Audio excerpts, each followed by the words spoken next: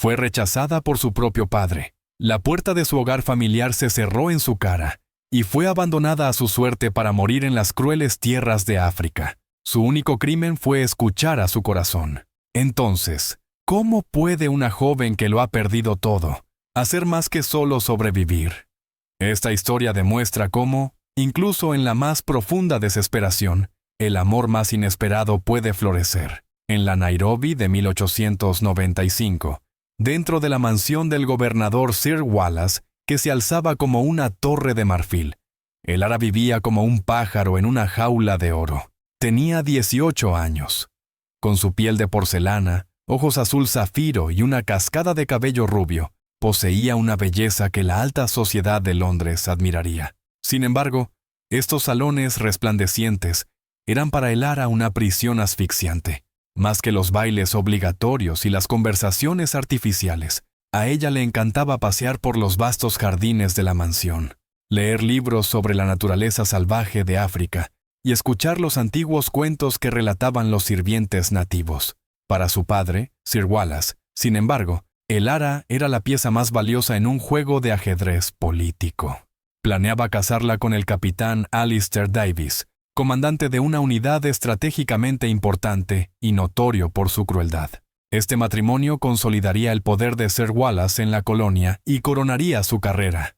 Lo que Elara sentía no tenía ninguna importancia. Todo se desmoronó en una fiesta en el jardín ofrecida en honor al capitán Davis. Cuando el capitán comenzó a insultar y a golpear con su bastón a un joven sirviente Kikuyu por dejar caer una copa de champán, Elara se adelantó ante las miradas atónitas de los invitados. «¡Deténgase!», gritó, su voz resonando por todo el jardín. «Es solo un niño. Lo que está haciendo es una barbaridad». Este acto no fue solo un desafío a un oficial, sino una demolición completa de las reglas no escritas del orden colonial. Una dama inglesa había desafiado a un oficial inglés por un nativo. La tormenta que se desató esa noche dentro de la mansión fue más feroz que cualquier tormenta de la sabana. Sir Wallace, con su honor completamente destruido, rugió frente a su hija. «Me avergonzaste frente a mis propios invitados. Manchaste el nombre de nuestra familia por nada». Elara respondió sin miedo. «Solo hice lo correcto. Nunca me casaré con un hombre cruel al que no amo ni respeto». Esta fue la gota que colmó el vaso. El rostro de Sir Wallace se tornó en una calma aterradora. «Ya que rechazas las reglas de la civilización», dijo con una voz fría como el hielo, «entonces aprenderás a vivir entre los incivilizados». El gobernador recordó un tenso tratado de paz que había hecho con la tribu Masái. Como parte del acuerdo, se ofrecerían regalos como gesto de buena voluntad. «Tú», dijo, mirando directamente a los ojos de su hija, «serás mi regalo para el jefe Masái. Serás entregada como esposa a uno de sus guerreros. Ya que tanto amas a los salvajes, ve y sé uno de ellos». El mundo de Elara se derrumbó en ese instante. Esto no era un castigo. Era ser enterrada en vida.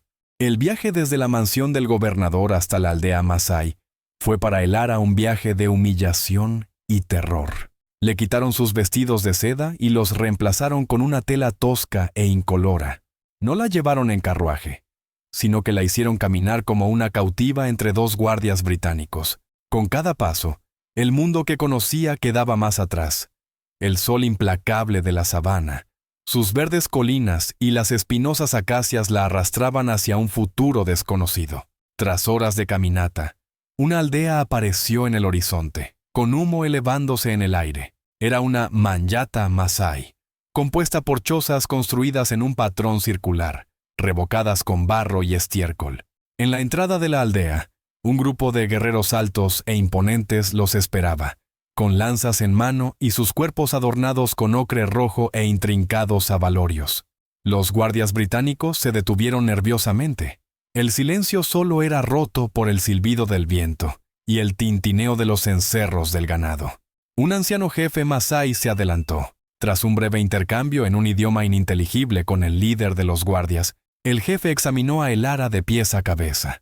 Su mirada no contenía ni curiosidad ni piedad, solo la expresión pragmática de un hombre inspeccionando su propiedad. El jefe se volvió hacia uno de los guerreros a su lado y dijo unas palabras. Fue en ese momento que Elara vio por primera vez al hombre con quien pasaría el resto de su vida. Su nombre era Lekerian. Era más alto y de hombros más anchos que los demás. Las cicatrices en su rostro y la mirada profunda y serena en sus ojos hablaban de innumerables batallas presenciadas. Los abalorios en su cuello y brazos indicaban que era uno de los guerreros más respetados de la tribu. Cuando el jefe le señaló a Elara, ni una sola emoción cruzó el rostro de Lekerian. Esta mujer blanca era un regalo no deseado del mundo de los colonizadores, una extraña parte de un tratado de paz. La veía no como una esposa, sino como una carga. Sin decir una palabra, Lekerian se acercó a Elara y la tomó del brazo. Su tacto fue firme pero no cruel. La guió a través de la aldea hacia su propia choza. Los otros miembros de la tribu, especialmente las mujeres y los niños, seguían a esta criatura pálida y extraña con susurros y miradas curiosas. Elara nunca en su vida se había sentido tan sola y extranjera. La choza era más grande de lo que parecía desde fuera, pero extremadamente simple. Había un fogón en el centro, una cama hecha de pieles de animales junto a la pared y algunas vasijas de barro. Después de dejar a Elara dentro, Lekerian le entregó una calabaza llena de leche. Fue menos una ofrenda que un acto de obligación. Esa noche, temblando sobre las pieles de animales en esa choza extraña, Elara comprendió que su antigua vida había terminado por completo. Ahora era una prisionera y, para sobrevivir, no tenía más opción que aprender este mundo brutal, pero honesto. Los primeros días en el mundo de Lekerian fueron para Elara una lucha por la supervivencia. Las suaves manos de la civilización se encontraron con la callosa realidad de las mujeres Masái. Despertar al amanecer para acarrear agua durante millas desde el río. Moler maíz hasta convertirlo en harina con pesadas piedras y ayudar con el ganado. Ninguna de estas eran cosas que una hija de gobernador, criada por niñeras, supiera hacer. Las otras mujeres la trataban con distancia, encontrando difícil aceptar a esta torpe extranjera en su círculo. Ella entendía sus susurros y risas burlonas. Aquí, no era más que una carga. Lekerian fue un observador silencioso durante este proceso. No la ayudaba ni la obstaculizaba. Era como si estuviera esperando para ver cuánto podía soportar, para ver si esta mujer de apariencia delicada tenía el espíritu de una guerrera en su interior. Elara llegó al borde de rendirse muchas veces. Sus músculos doloridos, sus manos ampolladas y su orgullo roto le daban todas las razones para dormirse llorando cada noche. Pero cada mañana, un deseo profundo en su interior de demostrarle a su padre y a todos los que la menospreciaron que estaban equivocados, la hacía ponerse de pie de nuevo. La primera chispa de cambio surgió cuando nadie lo esperaba. Una de las niñas de la aldea, una pequeña, enfermó de repente, su fiebre subiendo a niveles peligrosos. Aunque el curandero de la tribu intentó curarla con hierbas tradicionales y rezos, el estado de la niña solo empeoró. Empezó a tener convulsiones y a delirar. Cuando Elara observó a la niña en secreto, reconoció los síntomas de uno de los libros de medicina que había leído en la biblioteca de su padre: malaria. Sabía que los británicos usaban un polvo blanco y amargo llamado quinina contra esta enfermedad. En su desesperación, decidió actuar. Corrió hacia Lekerian e intentó explicarle frenéticamente la situación con un lenguaje de señas improvisado y dibujos en la tierra. Dibujó la fiebre, los escalofríos y los mosquitos. Luego añadió un dibujo de un polvo blanco y una imagen que mostraba que curaría a la niña. Lekerian y los otros guerreros la miraron con recelo. Temían la magia de esta mujer blanca. ¿Por qué querría ayudarlos? Pero la mirada suplicante de la madre de la niña y la sincera preocupación en los propios ojos de Elara conmovieron algo dentro de Lekerian. Esta mujer no mentía. La vida de la niña pendía de un hilo, y este era el único camino que no habían intentado. Lekerian tomó una de las decisiones más arriesgadas de su vida. Confiaría en esta mujer extranjera. Tras consultar con los ancianos de la aldea, decidió emprender un peligroso viaje al amparo de la noche hacia el puesto comercial británico más cercano. Se llevaría a Elara con él, porque era la única que sabía qué era la medicina y cómo usarla. Esa noche, mientras cruzaban la sabana bajo las estrellas, Ya no eran una cautiva y su amo. Se habían convertido en dos reacios aliados, arriesgando sus vidas por un propósito común, forzados a confiar el uno en el otro. La noche había transformado la sabana en un mundo peligroso y mágico a la vez. El rugido de los leones se oía a lo lejos, y la espeluznante risa de las hienas rasgaba la oscuridad.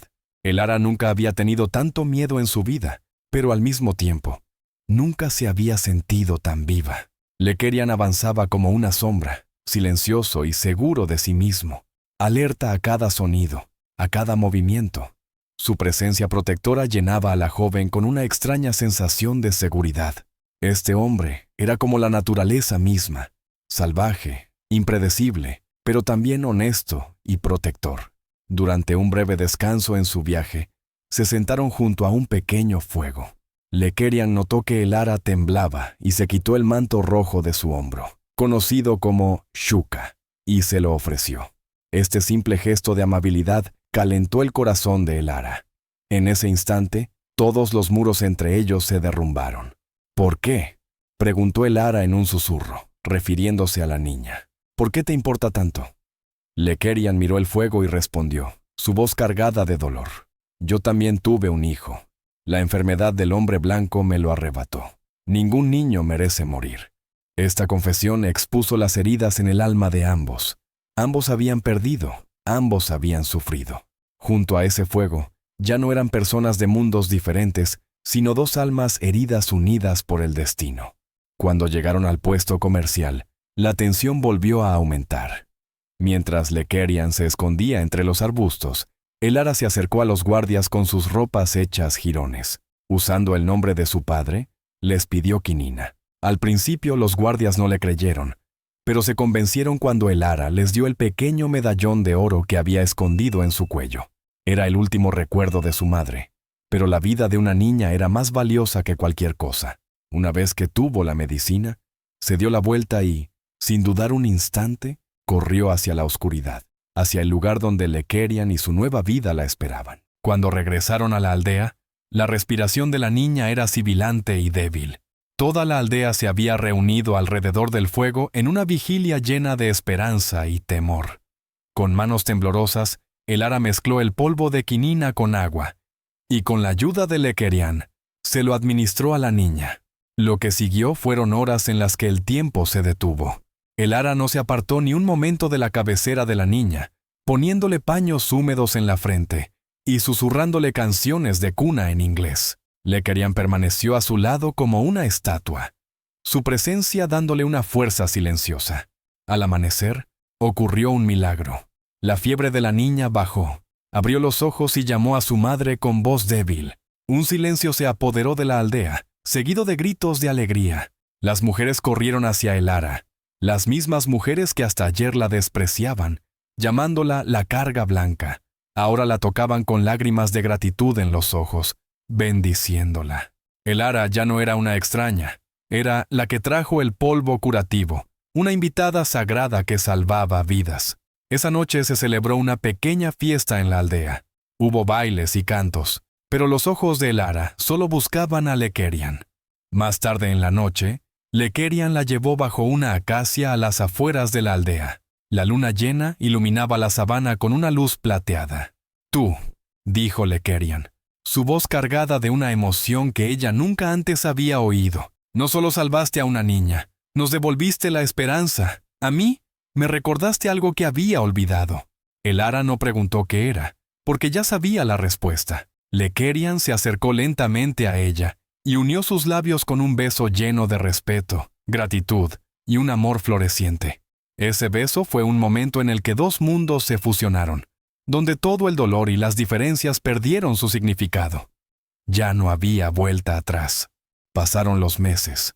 El amor de el ara y Lekerian echó raíces, tan fuerte como el árbol más poderoso de la sabana. El ara ya era parte de la aldea, hablaba su idioma y respetaba sus tradiciones. Sin embargo, el fantasma de su pasado no tardó en encontrarlos. El capitán Davis, ardiendo con el deseo de venganza, reunió una unidad militar y se dirigió a la aldea con el pretexto de rescatar a una dama inglesa de las manos de los salvajes. Cuando Davis y sus soldados llegaron a la aldea, Esperaban encontrar a una mujer asustada, pero lo que encontraron fue a una reina, adornada con joyas masái, de pie, erguida y con fuego en los ojos. Elara, pon fin a esta tontería y ven conmigo, ordenó Davis. Elara, tomando la mano de Lekerian, respondió: mi hogar está aquí. Mi gente son estas personas y mi esposo es este hombre. En el breve pero feroz conflicto que estalló tras estas palabras, los guerreros masái fueron casi invencibles en su propia tierra. Lekerian derrotó a Davis en combate singular, pero no lo mató.